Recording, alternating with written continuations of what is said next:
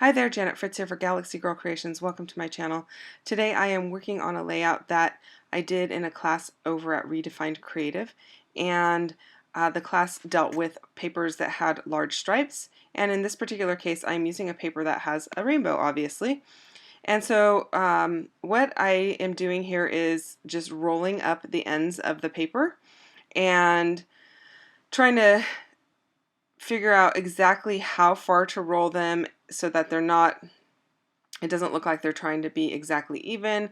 It doesn't look like the staggering of the rolls is like purposeful or in a pattern of some sort. I want it to look like it's kind of random, if you will. And I'm just using my ATG to tape those back, and that's a really good way for me to temporarily hold them there until I decide exactly where I want them. I will eventually go back with my liquid adhesive and stick a little bit of liquid adhesive underneath to hold them once I know that they're in the spot that I want them. I'm also not exactly sure how far back to roll them based on the photos that I'm going to use as well as the embellishments that I'm going to use. So that's my thinking at this point. In fact, I wasn't even sure I would be able to roll it or have it look very good rolled because it is paper that is at an an arch. It's not straight. So I did cut a piece of paper. You can see in the upper right hand corner there that I cut some sections of that paper kind of like in the same rainbow type arch and tested it a little bit first because I really wasn't sure how it would look. I didn't know if it would be like too bulky or if they would look funny because, the top of the roll would have to be a little wider than the bottom of the roll. So I just didn't know, and so I tested it out a little bit first. And then I wasn't really sure what to do with the top of that piece of paper because it's not a complete arch. So what I did, as you see there, I just cut it off. And what that actually means is that I'm going to need a 12 by 12 background paper because this paper is no longer 12 by 12 at all in any way, shape, or form. If I were to use a striped paper that had straight stripes on it, I could have left it so that it was the full 12 inches in height, but that's just not the case here. So I will be going through and finding a paper that I think will work with it in just a few moments here. And that purple section at the bottom, I just left that flat. I did roll that at first just to see what it looked like, but it's so small. I just decided to leave it flat, and I like the way that it looks much better by leaving it its own little section. So I pulled out my pouch of black and white printed paper, and I'm testing it out to see what I like. The paper that's on the top there is not a full 12 by 12, so I couldn't use that one. So I'm just kind of weeding through and figuring it out. So the text one was a little bit too busy, and then the black one, with the second one that I tried, had more black than white, and so I decided to go with this black and white polka dot, and I really like how that looks. I do really enjoy a good polka dot with a stripe.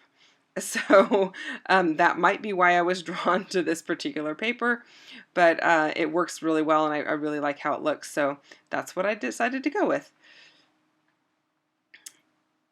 And then you saw I had a second piece of that rainbow paper that had a chunk cut out of it already. I was just looking at that to see what I had left of it because I know I'm going to want some kind of embellishment on the left hand side there. I have these two photos of my kids. Well, it's actually my son.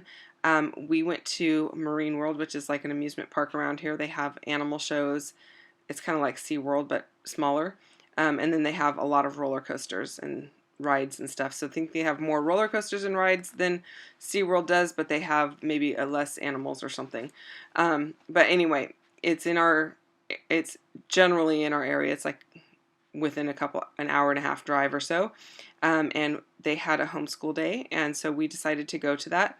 And my kids are always happy to volunteer to do anything with animals. So my son volunteered to do this animal meet and greet at the show, and that's what I am documenting there.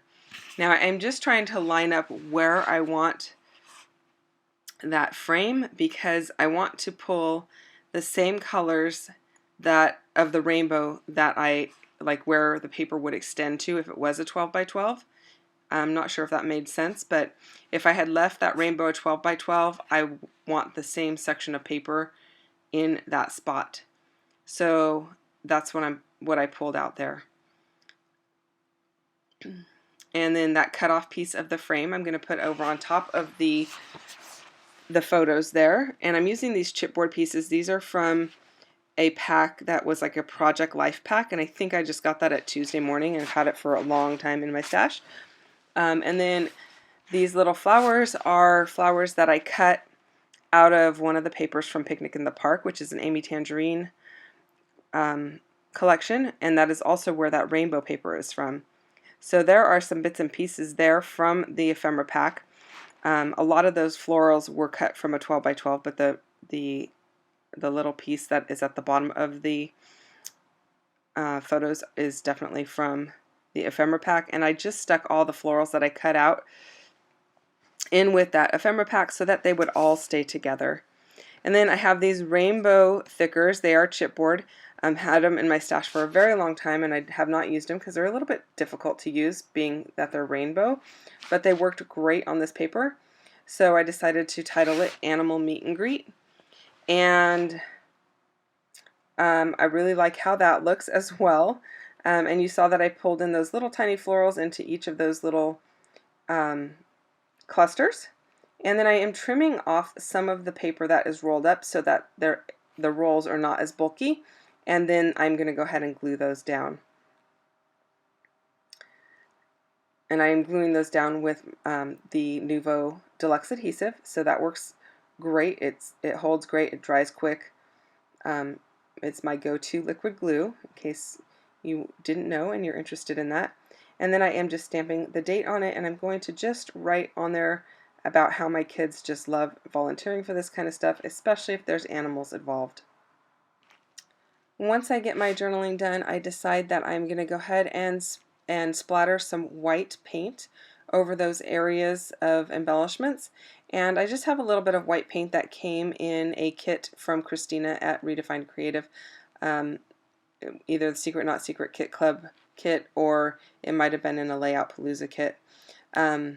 And I'm using a fan brush, and so what I've done is I've just added some water to that white paint so that it is what I kind of use for splatters. It's much thinner than white acrylic paint would be if it was straight out of the bottle. And I just dip the fan brush in and tap it off. So I hope you enjoyed this video. I'm adding some enamel dots and I'm going to call it a day. Close-ups are coming up in just a few moments. Thank you so much for watching. I hope you enjoyed this video. If you have any questions or comments, leave them down below. I will get back to you as quickly as possible. I will see you next time. Bye-bye now.